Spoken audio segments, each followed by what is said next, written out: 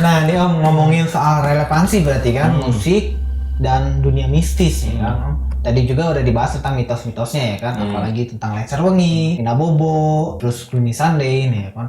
Tapi ada nggak sih Om band yang memang benar-benar memuja kepada satanik? Wah, itu kalau band yang memuja Atau misalkan musisi yang mereka bersekutu dengan Agi tahu ada ini pasti kejadian, pasti semua juga tahu. Salah satunya lagu yang paling mistik di negara Indonesia adalah lagu Indo Es Krim.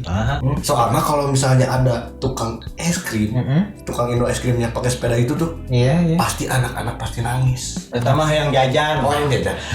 Akhirnya ini tuh ada sana jadi apa ini? Yang jajan itu mah yang beli. duit. Coba lanjut Om. Nah, kalau band yang bersekutu dengan setan, dengan iblis banyak. Tapi buat saya pribadi sebagai musisi, saya tuh percaya. Nggak percaya. Kalau hanya untuk dibikin, misalkan si pengalaman si musisinya itu hanya pingin memberikan gambaran mengenai suatu tempat yang konon menjadi dideskripsikan menjadi horor, bisa. Contoh seperti King Crimson yang kemarin kita bahas. Perlu diklarifikasi. Itu kan In the Court of Crimson King itu menceritakan kerajaan merah tua yang dipimpin sosok dengan merah tua, sosok tinggi besar merah tua. Konotasinya kemana? Iblis. Pada satanik, iblis. Nah, itu saya kemarin bilangnya kan mafia. Kan nggak cocok kalau ngebahas iblis di session band legendaris. Iya benar. Cocoknya di sini. Makanya saya disaruin dulu. Nah, itu. Yang pertama, yang kedua kalau band-band yang sesat ada banyak. Seperti kalau di luar negeri ada Cradle of Filth. Salah satu black metal yang konon katanya menyembah iblis. Ada lagi Dimmu Borgir, ada lagi Children of Bodom. Ada lagi Behemoth. Nah, Behemoth itu dia ngaplikasi dari Baphomet. Baphomet. Itu sosok iblis. Kambing. Sama dia disembah sama kita di gule. Taik teu sakti kumaha urang mah coba. Tuhan anak kami sembelih tiap hari. Benar tuh. Sampai saya darah tinggi. Ya, sama dia disembah, sama kita mah dimakan. Dahar wae mata. Kayaknya kalau satanis ketemu kita langsung sembah-sembah. Iya, ngeri. Gitu. Jadi memang kepercayaan seperti itu di band-band Eropa ya, banyak terjadi. Nah, saya punya pengalaman nih, ada salah satu band dulu tahun 96, 97 dulu kan di kita ya, itu tuh ada dua genre yang lagi ramai itu waktu itu tuh grindcore sama punk rock. Saya pernah nonton salah satu pagelaran. Waktu itu memang saya nggak ikut ke genre mana, sebagai penonton umum aja lah sambil ngeceng gitunya. Tujuan nama ngeceng.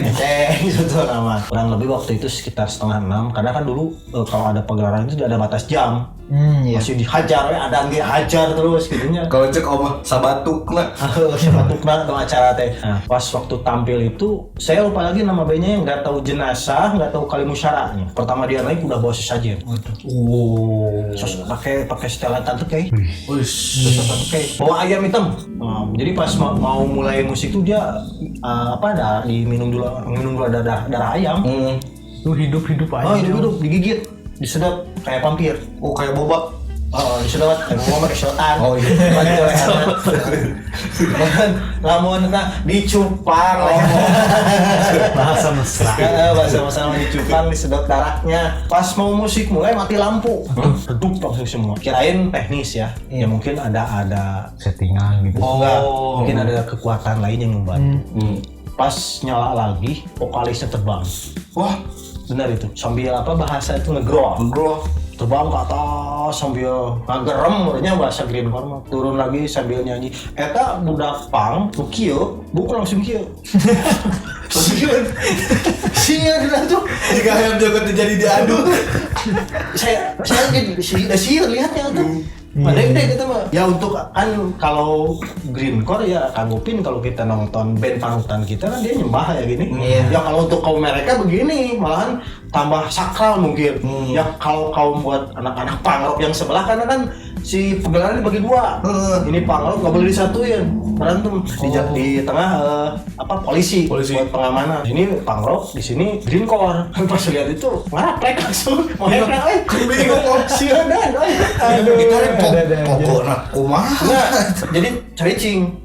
Punk rock mah cicing. Akhirnya kan Kalau dari punk rock belum saya dengar ya ada hal mistis seperti itu. Kalau dari black metal seperti itu, ya banyak gitu ya. Seperti pengalaman saya waktu main di sini, itu kan saya bawain lagu, sebetulnya bukan lagu metal sih waktu itu saya bawain lagu Arabian Beat metalcore. Arabian metalcore. Pas saya mulai musik itu ada pocong dari bawah panggung, acok-acokan. Waduh. Udah masih deg-deg euy. Ya pocongnya gitu kan. Acok-acokan. Tapi setiap lagu beres ya wah, lagu kan biji deui. Wah, acok-acokan. Jadi dia ngitari penonton. Mutar terus. Beres lagu, wah deui. Penasarannya sama teman-teman band sama kru teh ditok. Ternyata jelema kayak cenah bejaan dia lagu katilu. Ternyata cuma konser. Tapi wanian gitu mau berani. Iya, bener. Mau berani dengan kostum seperti itu. Nah, balik lagi ke ini ke tema ya. Sampai ada kan musisi yang difilmkan yang bersekutu dengan iblis seperti Crossroad. Oh iya, di Crossroad. Itu kan Crossroad konon katanya dia bersekutu dengan iblis hanya untuk menjadi seorang gitaris yang handal. Kan saya pernah baca salah satu literasi bahwa seorang musisi itu ingin meningkatkan ketenaran dan kekayaannya itu dia menyembah ke salah satu, ini kalau nggak salah ya, salah satu kuil yang disebut Karta Balkoni.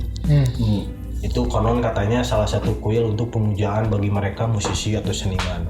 Nah, ada sinonim menceritakan. Jadi kalau kita datang ke sana, dia akan dikasih bahan. Kalau kita nih sebagai drummer atau gitaris nih, dikasih bahan lu kuasain ini 3 tahun ke depan, lu pasti paling mahir di dunia. Yang jadi pertanyaan, nah hati muka sekolah musik kata si eta. Si kuil penjaga kuil teh kuncena boh si iblisnya. Atau jadi seremnya teh nggak ada. Jadi itu mah semi kayak sekolah Islami tapi ex Islam. Itu. Berarti itu tujuan mereka menyembah kepada satanik atau misalkan iblis itu untuk mendapatkan ketenaran di dunia gitu. Ketenaran, kekayaan gitu. Karena kan jiwa mereka yang dipersembahkan. Tapi tetap ada kosnya berarti. Kalau buat saya kadang misalkan ada satu band nih metal. Itu sebetulnya tidak selalu harus satanik loh. Ada 2 band, ini sangat ironis pisan cek orang mau bahasanya. Yang satu band metal dari Arab. Namanya Ayat nama bandnya, tapi dia anti-Islamik, anti-Islam, tapi di daerah Barat itu Arab. Nah, dia menyembah selainnya menyembah setan lah kasarnya. Yang kedua ada band dari Australia, namanya Neil. Dia dakwah, malahan kalau bisa lihat di YouTube di lagunya dia ada suara adzan. Oh, yang sempat ramai itu. Nah, konon katanya melecehkan Islam, padahal enggak. Saya dulu sempat penasaran, diartikan dalam bahasa Indonesia. Ternyata di situ kata-kata di situ, sembahlah Tuhan yang hanya satu yaitu Allahu Akbar. Tapi tanggapan dari kita lebih ke diskriminasi karya. Enggak, rasis mungkin. Dia cuman lihat doang, kenapa bisa mati begini? Itu tuh nggak boleh. Tapi kalau misalnya secara arti karya itu dalam pada itu mendakwah menurutnya mengajak ya maksudnya Tuhan yang benar itu ini yang cuma satu gitu yang Maha Esa. Allahu Akbarnya sambil digro dari tengah-tengah ada adzan pas asyhadu alla ilaha illallah Muhammadur Rasulullah di situ. Nah, itu sempat viral. Jadi memang kalau buat saya sih nggak melihat ke sekutu jeung ieu sekutu. Bikin perjanjian mah tong jeung iblis. Yang produser. Nah, eta Benjamin. Nah, kudu jeung iblis cantang kamera duit iblis. Produser mah kontrak sekian album, sekian miliar etak mah hadiah mah. Tapi kerjanya kayak iblis. Bentar nih. Nah, dari Kang Gopin sendiri menanggapinya gimana nih? Contoh dari tadi yang pas manggung terbang, ya kan vokalisnya. Lalu ada musisi-musisi yang bersekutu dengan iblis untuk mendapatkan ketenaran. Dari Kang Gopin sendiri gimana itu tanggapan? Jadi kembali ke pertanyaan nomor 1 dan juga nomor 2 tentang manfaat jin itu sendiri bagi manusia, baik dan buruknya kan.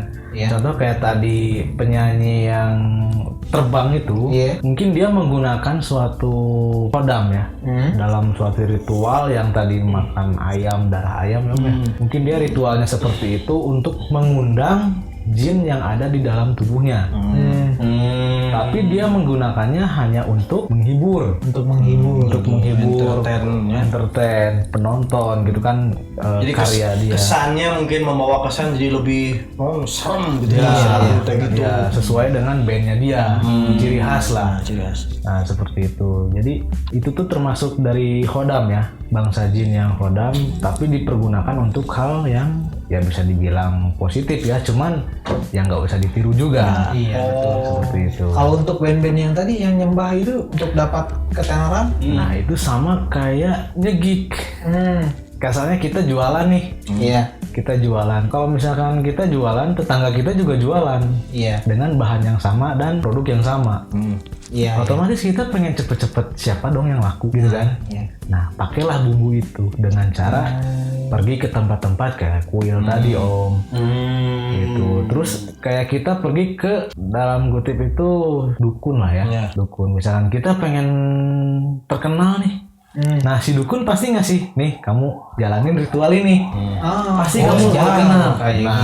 Kayak ngepet tadi. Iya. Ya kayak gitu. Nah kayak gitu warga musik tadi udah dijelasin sama Kang Gupin ya kan mengenai hal-hal yang perlu kita hindari di dunia ini, apalagi kita sebagai musisi ya Om.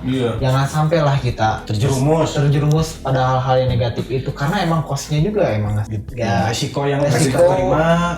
Yang kayak gitu, terus menyekutukan Tuhan kita ya kan Om. Nah lebih baik kita berlatih daripada kita harus bersekutu dengan mendingan bersekutu dengan produser. Iya, betul. Dan jadikanlah dirimu yang goib. Ya kok aneh main kiri. Nah kayak Jadi gitu. kalau buat saya tambahan mungkinnya bahwa untuk membuat karya dan mencari inspirasi itu kita tidak perlu, dan untuk mendapatkan ketenaran itu kita tidak harus menjalin hubungan dengan dimensi lain atau apa. Kalau pingin tenar, satu bikin karyanya yang bagus. Bikin yang bagus, yang rapih, yang apik karyanya. Orang pun udah pasti nggak akan ngelirik lah. Nggak mungkin kita udah bikin enak, masa pastilah. Karena yang kedua ya attitude sebagai musisi cing alus kira sok. Yang dipikir sepon tidak perlu datang disiun atau jadi iblis terkenal. Disiun menjadi iblis terkenal cuma. Kan ribet Om, lamun misalnya unggal manggung teh ngapung deui. Tapi ringan di ongkos, timah kibar. Jadi jika dapat gitu Om. Gitu kalau buat saya ya, untuk warga musik yang mungkin ada yang terjun ke dunia musik underground ya. Underground. Berkaryalah, bikin musik aja yang nyekil yang mendingan. Bikin jangan yang mistis-mistis lah. Kalau masalah mistis mah ibadah cing bener. Doa ka Allahnya cing dilancarkeun ngebentek itu ya tuh. Dari Kang Gupin ada pesan-pesan nggak buat warga musik nih? Nah, untuk warga musik yang menyaksikan video ini, janganlah kita terlalu mempercayakan atau bergantung pada hal-hal yang menyangkut pautkan tentang jin ya. Apalagi kita sampai menduakan Tuhan kita sendiri gitu. Mending menduakan cewek kita. Nah, sah bagi laki-laki. Sip. Tapi untuk yang udah punya pacar. Nah, tapi ntar dulu saya potong dulu. Bagaimana nih? Kalau musik yang disakralkan tadi kita buktikan suatu saat nanti. Nah itu kayaknya yang bagus nih. Bener nih. Nih warga musik, kayaknya kita bakal ada rencana untuk membuktikan mitos. Apakah ini mitos ataukah ini fakta, ya kan? Karena sebagian memberikan pembelajaran nih kepada anak-anak yang siunan, berangan. Nanti kita bakal mencoba nyetel lagu Lengser Wengi misal. Kita akan coba di lapangan terbuka malam-malam, atau misalkan kita akan datang ke tempat-tempat. Iya, tempat-tempat yang mistis mungkin ya. Jangan ke tempat-tempat yang mistis karena emang tempatnya di sana mungkin ya Om. Mungkin kita akan mencari tempat-tempat terbuka malam-malam, misalkan kita nyetel lagu nih, lagu-lagu yang tadi disakralkan, apakah memang terjadi itu atau tidak, dan akan dibuktikan oleh bukan saya. Karena dari tadi saya udah nggak enak hati. Nanti Agi yang akan membuktikan ya. Nanti saya akan coba buktikan di kasir. Soalnya agak mistis tuh kasir. Gampang kalau kamu pingin banyak penampakan, kalau buat saya gampang. Kamu coba setel di pasar. Penampakan banyak. Wah, jualan kaos, jualan lebarin sama panci. Tetap penampakan pedagang. Sama macet. Inilah penampakan macet mobil. Nah, warga musik, paling mungkin segitu aja ya warga musik. Nanti next konten kita akan buktikan apakah benar mitos atau memang fakta lagu-lagu yang ini disakralkan tadi itu Lengser Wengi, Ina Bobo, Lumi Sunday. Nantilah kita coba vlog keluar ya. Ditunggu aja konten selanjutnya. Nah sekarang kita closing. Biasanya kalau closing kita punya quotes. Langsung aja. Udah gak enak hati lagi. Quote-nya langsung aja ya, Kang Upin. Karena kan udah banyak ngomong dari tadi. Kan tugas kamu sekarang mah hanya ngejawab. Ayo. Aduh. Kudu lucu deh. Tapi di PR deh. Mulai. Oh, seserem-seremnya suara makhluk halus. Lebih serem suara yang bilang kita cuma teman aja. Sekian. Udah segitu aja warga musik. Terima kasih udah nonton sejauh ini. Terima kasih buat sponsor dan warga musik yang selalu dukung kita. Untuk musisi Bandung Barat, dan seluruh pemirsa podcast musik. untuk narasumber kita yang udah meluangkan waktu, untuk Kang Upin, keluarga besar KPMS, Padepokan Sri Tujung Barebat. Mudah-mudahan kita dalam kemajuan. Oke. Amin. Ya, segitu aja mungkin. Assalamualaikum warahmatullahi wabarakatuh.